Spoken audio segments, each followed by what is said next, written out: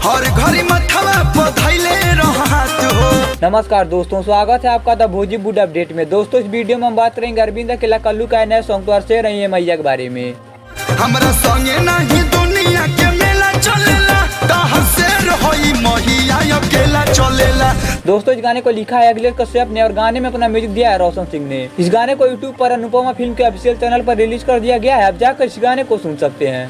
तहरा इशारा के बिना मैया पतई तक न डोलेला। दोस्तों, बात करें इस गाने के बारे में तो गाना काफी बेहतरीन सॉन्ग है और आपको एक बार इस गाने को जरूर सुनना चाहिए। और दोस्तों, जब आपने अरविंद अकेला कल्लू का इस नए देवी गीत को सुन लिया तो आप हमें कमेंट बॉक्स में बताइए गाना आपको कैसा लगा। मज़ा आया और मैं ये जो मज़ा है हिंदुस्तान के हर व्यक्ति को देना चाहता हूँ। और दोस्तों, वीडियो पसंद आए तो लाइक कीजिए, शेयर कीजिए और साथ ही हमारे YouTube channel the Bhojpur update को सब्सक्राइब कीजिए। मिलते हैं अगले वीडियो में।